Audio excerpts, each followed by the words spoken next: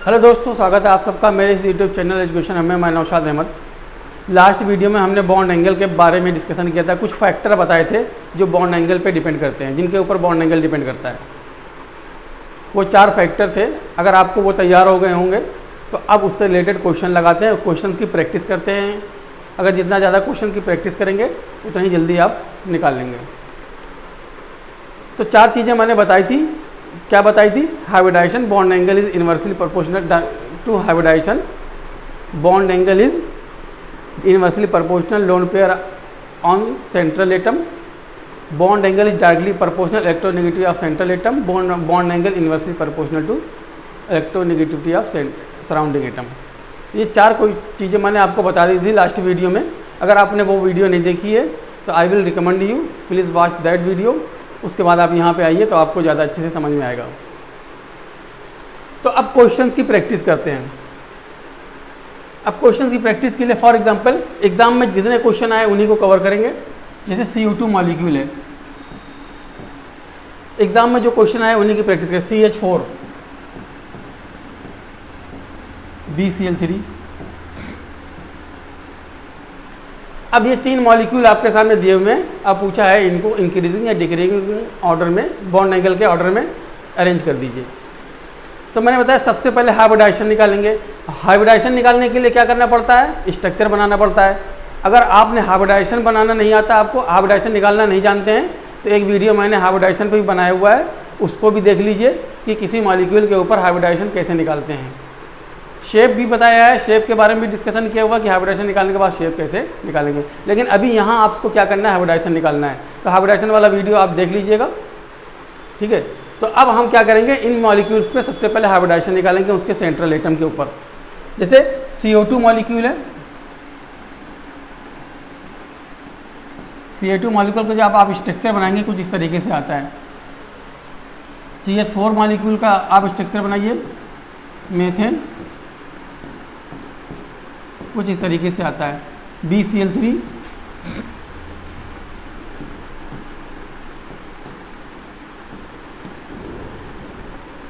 अब आप central atom के ऊपर वो निकालिए हाइब्रिडाइजेशन। तो हाइब्रिडाइजेशन में मैं बताया हुआ हूँ कि लोन पेयर और सिग्मा बॉन्ड पार्टिसिपेट करते हैं। तो यहाँ कार्बन के ऊपर कोई लोन पेयर नहीं है, तो हाइब्रिडाइजेशन हो जाएगा sp, 1 सिग्मा 2 सिग्मा sp। अब यहाँ कार्बन के ऊपर हाइब्रिडाइजेशन देखिए, 1 sigma 2 sigma 3 sigma, 1 sigma 2 sigma 3 sigma 4 sigma, hybridization आ गया sp3। यहाँ बोरान के ऊपर निकालिए, 1 सिग्मा 2 सिग्मा 3 सिग्मा, यहाँ हाइब्रिडाइजेशन आ गया sp2। अब याद करिए मैंने बताया हुआ कि bond angle inversely proportional to hybridization, hybridization के इनवर्सली प्रोपोर्शनल है।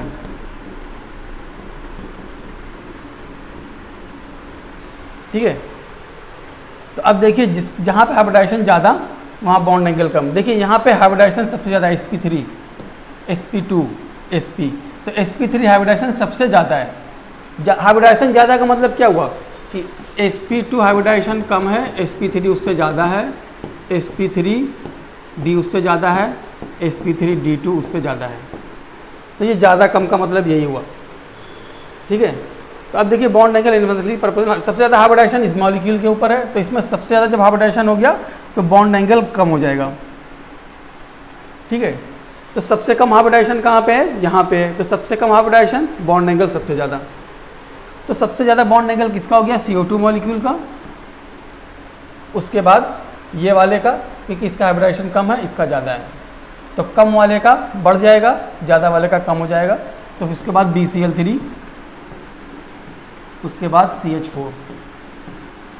तो ये ऑर्डर आ गया बॉन्ड एंगल का। उसी तरीके से और भी एग्जाम में जो क्वेश्चन आए हुए हैं उसको लगाते हैं। जैसे फॉर एग्जांपल एक क्वेश्चन एग्जाम में आया हुआ है, अब इसको मिटा देता हूं मैं।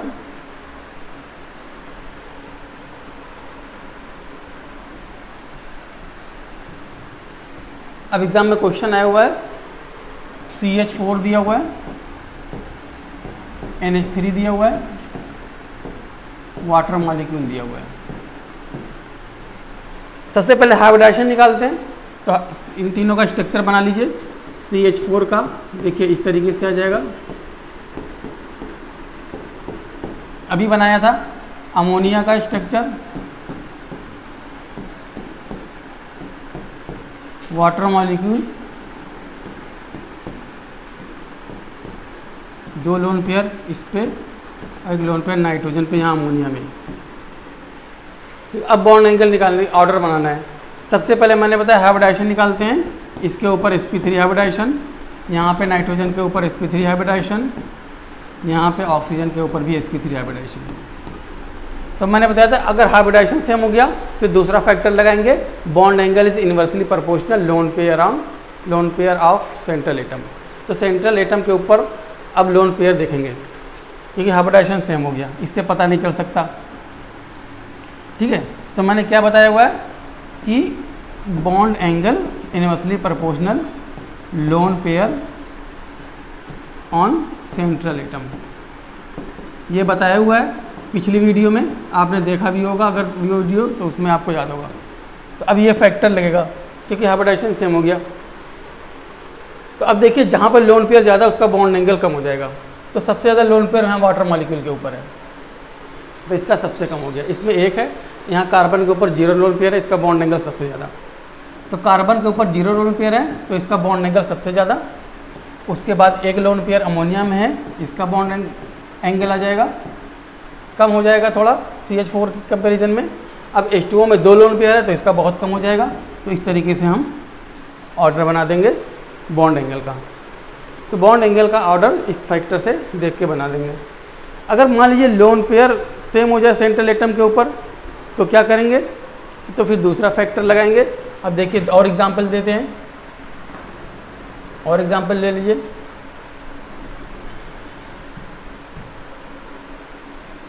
अब एक ही ग्रुप के एलिमेंट ले लीजिए। फॉर एग्जांपल एक ग्रुप है ऑक्सीजन वाला ग्रुप, इसमें क्या आता है H2O, H2S, उसके बाद आ गया आपका H2SE,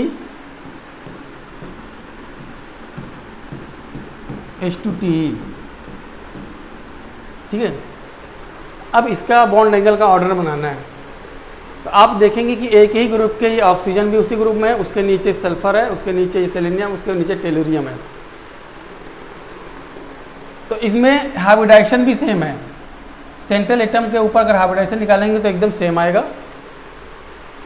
और लोन पेयर भी सेम है।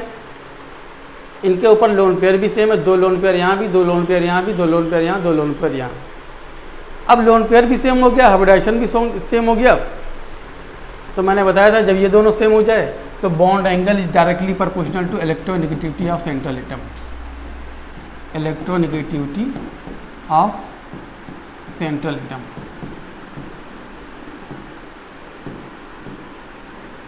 ठीक है, तो यहाँ ऑक्सीजन की इलेक्ट्रोनेगेटिविटी सबसे ज़्यादा है। फिर एक ही ग्रुप में ऊपर से नीचे जाने पर इलेक्ट्रोनेगेटिविटी घटती है।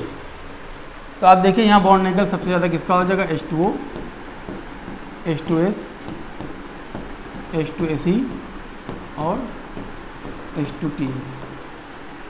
ठीक है, तो 2 फैक्टर सेम हो गए, तो तीसरा फैक्टर से आप पता लगा लेंगे बॉन्ड एंगल।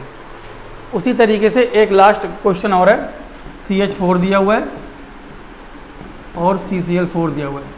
अब इसमें देखिए कार्बन के ऊपर हाइब्रिडाइजेशन निकालिए sp3, यहाँ भी कार्बन के ऊपर हाइब्रिडाइजेशन निकालिए sp3, यहाँ कार्बन के ऊपर भी कोई लोन पेयर है, यहाँ कार्बन के ऊपर भी कोई लोन पेयर नहीं है। सेंट्रल एटम भी सेम है। अब सराउंडिंग एटम से निकालेंगे क्योंकि बॉन्ड एंगल अब कैसे निकालेंगे कि bond angle inversely proportional to electronegativity of surrounding atom. ठीक है, तो सराउंडिंग एटम देख लीजिए, तो bond angle inversely proportional to electronegativity of surrounding atom.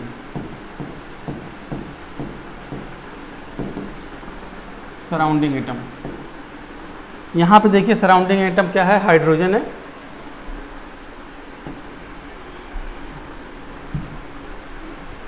CH4 दिया था और CCl4 दिया हुआ था। यहाँ पे सराउंडिंग एटम हाइड्रोजन है, क्लोरीन है। तो आप जानते हैं किसकी इलेक्ट्रोनेगेटिविटी ज़्यादा होती है, इलेक्ट्रोनेगेटिविटी क्लोरीन की सबसे ज़्यादा होती है। मतलब हाइड्रोजन से कंपेयर करें तो इसकी इलेक्ट्रोनेगेटिविटी ज़्यादा होती है, तो इसका बॉन्ड एंगल कम हो जाएगा।